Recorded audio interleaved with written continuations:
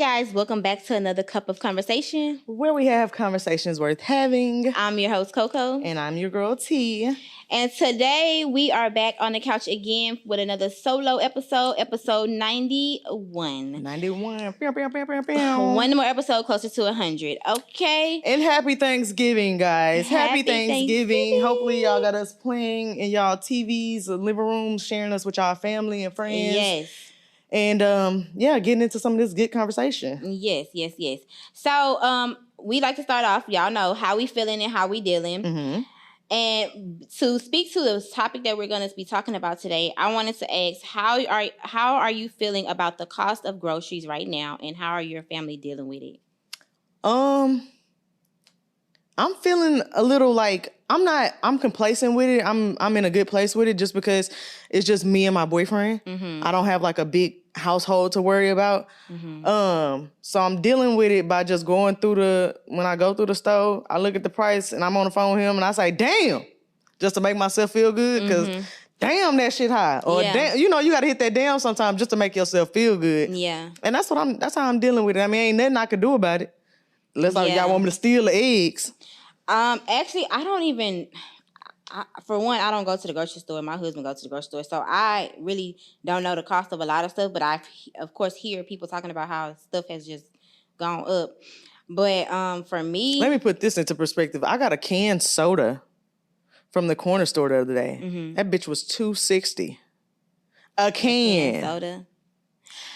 Yeah. Now I know you might not go out much buy much, but that still didn't really make me be like, what? $2.60 for a can? Them bitches used to be like $1.75. But gas used to be 50 cents too. So I mean, I don't know. I ain't never seen no gas 50 cents. Exactly. Now. That's what I'm saying. I don't even remember. I remember a can always been $1. Get out the thing, right? $1. So up one more dollar than it used to be.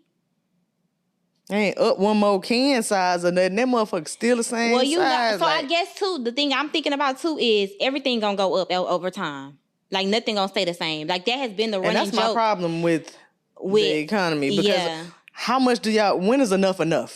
It's never gonna be enough. If we keep buying it. One day, that's what I'm saying. Like, I think people are still like, every time they raise the price of something, they be, oh, well, I still want it. You know what I'm saying? Mm-hmm. That's why. Go ahead and tell your oh, you already did? You tell how you was dealing with it? How I'm dealing with it. I'm just going in the store and buying the shit. I mean, yeah, like because we ain't got no other choice. We don't have no other choice. And really, to be honest, how I'm dealing with it, me and my family, we really not on no like things to where we trying to eat a certain type of like this, that, and this is that. We be fine with like beans, rice. My family, we don't really eat a lot of meat, so like we can buy $2-3 packs of camellia beans, and then buy you a bag of rice, and that'll feed us for like the week. And then we'll probably do that again and make like a etouffee with just rice and like we don't eat a lot of... I'm trying to break Bub out of that shit because he irks my nerves talking about something. I want something yummy. I'm looking for something like you trying to find top of the line food every time you eat for every meal. Just eat. And the thing about it is, most of the time when I eat and I be like, oh, I want something so good, and I eat something because supposed to be so good. It don't be good. Same thing with him. So I'm like, why you keep on disappointing yourself when you can just get full? Yeah, and just get full. And then as much as the food in the food has been shown to be disgusting and bad for us, I tried to buy less. Like last night, my husband literally went to the store, bought 6 potatoes, and I made gravy, and we had green beans at the house already in a can. So I made potatoes with gravy, and we ate green beans, and we didn't even have like nothing else. Like, I don't know, baby, it got to be some meat in my meal. Yeah, and so I think we didn't kind of. Meal. That's how I'm dealing with it. I have kind of strayed away from a lot of the stuff because I'm turned off by the fact that it's poison. So it's not hard to go in the grocery store for me no more. Yeah. So that brings us to the spill of the week, and what I was finna say that I didn't have a problem with, because like we were just talking about, people just they'll keep on jacking the price up, and people was like, oh, well, I like it still, so I'm still gonna buy it. Mm-hmm. So that's why I really didn't have a problem with this pastor that had asked, because wasn't that the same church that the pastor had told the lady, don't come in this line? This line for the $2,000. That light church wasn't the same? Okay. Well, scratch that. Anyway, I wasn't mad at him about that. I wasn't mad at him about that. About what? About saying that if I ask for $2,000, this the line you need to be in. And if you ain't got $2,000, because you know, because things are getting high, and y'all will go by that, but y'all mad at the pastor for saying, you know, your 10% went up. You know what I mean? Like, and that ain't even what he was saying in a video. So, and I think that's another thing that they took a clip and made it something that it wasn't. I know that ain't what he was saying, because I watched a little bit more of it, and I seen, like I said, he just asked, this is the donation I'm asking for, and this is the line I want those people in, whatever. But I just didn't have a problem with it because, like I said, everything is going up. But the spill of the week comes from the post that I sent you earlier about I just had a brain for it. So the lady she been doing this for some time now. She been calling different churches. Calling the churches and asking them, can they feed her hungry baby? And she's even upped it. I see with that video. She had the fake baby crying in the background. Oh, that was the first time she did that? She hadn't been doing that. She had just been calling and either getting a yes or no. Okay. But so she called this church, and basically they said they couldn't help her with no formula. Yeah, a lot of backlash from it, and then the pastor spoke out about it and called her a witch, basically. Right. That's what happened. So, with all that's going on right now, with the SNAP benefits and people missing their checks, do you think that the church is, now I'm not going to say owed it, do they owe it to people to be a little less frugal with there and be a little more helpful during these times? I do. I think this is. I remember a video of a guy on TikTok, and he was saying, "All right, church, y'all up," and that's what it really is. Y'all up. So she ain't right for. I mean, she ain't wrong for calling around church just to make a point. The church is I don't think so, because really it's because you have two things. You have the church, and then you have the church culture, and the church culture is known a lot of times for gimme, gimme, gimme. Yeah. And being very selective on how they ration it out. Give. So I think that it's just a social experiment, if anything. And I feel like the only people that are upset about that social experiment are the people that are on the wrong side of the social experiment. Right. And it was very evident in his response into calling her a witch, because it showed that you don't have any type of accountability. Because let's not talk about the church not being able to give you something. If they don't have it to give, that's one thing. Yeah. But if we are people and we are saying that the church is the storehouse, and when we collected tithes, that's what they gave it for, people that were widows and children. If we can't figure out a way to get it, if you ain't got it, I'm not going to hang up the phone with you and tell you, no, we don't have it, and just be okay. 2 or 3 more people and see if we can put in $10 a piece or something. Exactly. It's a way. And I feel like the heart behind it is the problem. It's not the fact that you didn't actually give. It's the heart behind it. It's the way that they transferred her to that other lady, and she tried to talk all sweet tone. Oh, no, baby, we don't have any up here.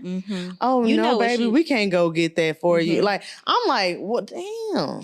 And it's really... Big Mom, what could you get? What could you help a sister out with? And it's even sadder because on that same social experiment that she's doing, or whatever you want to call it, there are people that have answered the phone and said they don't have anything there, but if you can come to the church and we can take you to the store, they provided a solution. A solution, yeah. And I think we need to be, as a church and not a church culture, we need to be more ready to provide a solution. Yeah. Do you think that families are finding ways to adjust in times like that? Are they getting the help that the community really supposed to be? Because we pay taxes. It's food shelters. It's nonprofit businesses that get a lot of this money that we dish out. So do you think that they're doing what they're supposed to be doing in these times? Who is that? Like the food banks, the churches. Well, I ain't gonna say the churches. We talking about people outside of the church now. The community. I think that they're far and few between. I think it could be more. I think it could be more of a community effort to do it, but I won't say that it's not being done. I do think it's being done. I think people are having food drives. I think people are bringing coats to when it's cold. I think people are doing the work, but I think that it has to be more of a normal thing and not a eventful thing. Yeah. Just because the government shut down. Yeah, I agree. It needs to be something where we putting in all year, every year, just in case something like this happen. we need to make a, like you said, more of a normalized tradition out of it, because it used to be a time where back in the days where people helped each other around the corner. You know, I can vividly remember going borrow sugar and borrowing this, borrowing that from people. So you can't even walk up to nobody's door right now. We need more community. Yeah, we need more community. And I feel like as a person that's just me by myself, I feel like even with us, like just making it a point to find a need. Yeah. Like not waiting on somebody to ask you for something, but looking for a need. Like looking for somebody. You know that everybody food stamps cut off. Go to the Crofton Apartments and, hey, I got $50 for y'all to get. Look, now y'all ain't getting no steaks and all that. We just gonna get the stuff that's gonna carry us over and be able to feed the multitude. Like Jesus did. Yeah. But ultimately, I feel like we need to seek the need. I think that's the thing. It's not about waiting for somebody to say they hungry. Just go find out who hungry. Right. That'll be the thing. Yeah. So the main topic or the main pour of today is staying grateful when things don't feel great. So let's talk about the reality of financial fatigue. Just because a lot of people are missing their paychecks, a lot of people are experiencing hard times when it's time to feed their family and provide for their families. So in this time, how do you think your family is? Has anything been different? Has it made a difference with the economy right now? Like I said, it really don't play out in my house as much because it's just us. So we both take care of ourselves and we take care of each other. So for me and my family, we always have been very, I want to say, we always jump the gun as far as certain stuff like this happens. Like when stuff like this happens, we were never really caught off guard. And I say that because me and my parents, we live together. So that's one way right there. Like I have never been... You know, I hear a lot of people say, oh, I could never live with my mom. I do it just fine. Everybody is respectable. We are all adults. We all know how to manage ourselves. We know how to conduct ourselves. We know how to have a conversation when it's time. Exactly. We know how to do all of that. And so I think that alone is enough financial burden that a lot of people can incorporate, and then they will see like a difference in it. Right. Like living together, like we see other communities, they do that often. That's a normal I don't know why thing. Black people have such a plight about living with each other. I always want to, because I even said, like, my sister was looking for someone. I'm like, man, if we move out of this house, we can just might as well go ahead and get a 4-bedroom. You can come stay with us. Like, ain't no point of us trying to really run this rat race every day and paying $2,000 rent. Like, your rent is not supposed to be $2,000, baby. You supposed to be able to be somewhere where you can save up, where y'all can chip in. Right. But is it possible to be grateful while you frustrated? Because, you know, it's hard when you do. Sometimes it is hard living with your family. Sometimes it is hard living with these people, but you have to find a little light of being grateful because y'all are able to save that money or do whatever. You think it's possible to be grateful while you're frustrated? It's definitely possible to be grateful while you're frustrated. As much as T don't want to believe it, when I feel like, even in that time that I talked about last time, I was always grateful. I was always happy because I also experienced a time to what my mama was almost not here. So I just be grateful about life and like literally waking up and being able to be not inconvenienced by my body. Right. So I'm always just grateful off jump for that. Yeah. Like I'm just always gonna find a reason to be grateful, and I'm always gonna find a reason to be grateful because my situation is always never ever I don't care how many people I meet in the world, my situation is just always going to trump somebody else's situation. Like, that's always what I'm going to believe. I'm always going to believe in my heart that it could be worse. Yeah. So I'm always going to find gratitude in that alone. Yeah. I find it hard sometimes. I'm not going to lie. Because like I said, I do still have that relationship with financial literacy and still learning. So I find it hard sometimes to keep the faith and just keep hope alive when shit looking ugly. But I am always grateful for the fact that I have the little things. Like I was saying earlier, shelter, food, water. I got the things I got to survive. that little bit of extra that I'll be wanting, it's cool to want, but as long as you got what you need, I've always found the happiness in that. And I've always been glad that I have a family that I keep in touch with. Some people move states and states away and they don't be having nobody to talk to but the person that they go with. And I'm just glad I ain't got that. I'm glad it's no matter how dysfunctional we talked about it, how it might be, no matter how it sounds, it's still always good to have in your back pocket. So I'm always finding a little light of grateful in the midst of the frustration. But how do you learn to practice gratitude when you in survival mode, when you trying to stay afloat? The way I've learned this is, and I tell this story all the time, but when I left college, I moved in with my grandmother. And at that time, the only bill that I had was my car note. And I think my car note was maybe like $400 or $500 in or something. I don't know, like somewhere up in there. $400 probably max. And at that time, that was a lot of money. And I didn't have it because I didn't have a stable job. Right. I didn't have no income really. I was subbing here and there, this and that. But I always, every time it was time to pay my car note, for some apparent reason, God, I know now, and that I would be able to pay my car note every time. And in those moments, I used to be like, this is crazy. Like literally, like it would be like so weird to the point to where like maybe I was late on my rent, right on my car note, and it'll be like, how you got 30 days before it's like gonna report to your credit or something. I would always have my car note in total, even if it was like the day before that 30 days hit, I would always have it. And I used to remember always thinking in my head, this is so weird. Like, this is crazy. And I started looking at it like a superpower almost. Yeah. And until I started really figuring out, like, this is God. Like, this is what God means by... I think that's what really drew Bubba back into church, because I think that's how he think. Like, he'll always say this, like, man, up until the last day, he would always be like, oh, I'm gonna get it. I got it. It's gonna come. And it didn't do. I'll just be like, boy, that's something you got going on over there. Cause I don't know what that's about. It's a thing. And my mama and Carrie, they laugh at me all the time because, and during that time when we was in time out, me and my husband argued the most because my husband, he wasn't being at all. He was very upset that I was being. Yeah. And I used to tell him, like, Carrie, literally, like, don't worry about it. It's gonna happen. That's like, me and Carrie on the same page, because I used to do the same. I'm stressing this man. Remember, I already told you how I be stressing this man out. And I just be sitting down all the ways he didn't got the little money. Oh, you went and did that, and you put that in the punch. You did.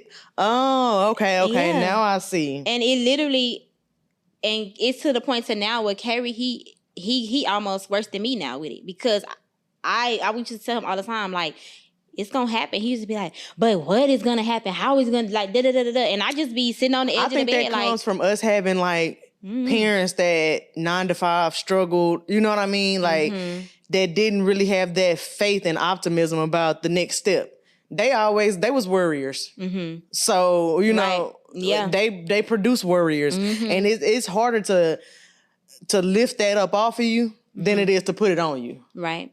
I always live, my mama hate when I say this, but I always say, oh, we just go get some more money. Just go get some more money. Just go get some more. Just go get some more. That's my motto. Like, that's how I think. I spend money like that too. Like, I spend money, like, you would think in an economy that I would be like, oh, let me put my money. I mean, in this country, I don't have to do that either, but that's just because it's just me. You got a baby to think about. I'll be over there stashing shit. I just always believe that everything is going to take... I believe when in the Bible, when they say God will supply your need, it don't say needs. It say need, singular. That means that everything that we need in the present moment. Yeah. In the present moment. You're going to need. Yeah. I literally... You worrying about things that need to be done 2 weeks from now. I never worried about that. I'll get another paycheck by then, hopefully. Ooh, never worried about that. Living on faith. I'm talking about living on faith. But that car note situation created me like that. That made me like that because at that time I didn't know that was faith. I was having faith that it would happen because I really wasn't having faith. It was just happening. It was just happening though. Yeah. And I was like, so this how God work? He really just gonna keep doing this every time when I'm about to be 30 days late? Like every time? Every time? Listen to the testimony, y'all. Listen to look. We ain't saying it for no reason. We saying it because the proof is in the pudding. Carrie didn't even want to sign. Carrie didn't even want to sign for the land. He didn't want to do the first time when you about to buy a house, you have to do, I can't remember what the contract is called, but it's before you put your down payment and all that. Yeah. But if you don't come at that date that is on that contract, if you don't come with your down payment and everything, you're gonna lose your money. So you have to sign earnest money. You have to do earnest money. Okay. You have to put your earnest money up to do it. So you have to sign this paper saying that by this date I'm gonna have this money. Mm-hmm. Okay. And the money that it was supposed to have, you didn't have. We didn't have at that time. But guess what happened? Y'all know the story, right? No. Do I? My mentors, they paid our down payment. Oh, okay, yeah. You like, who would have thought? You did say that. Who would have thought that? Yeah.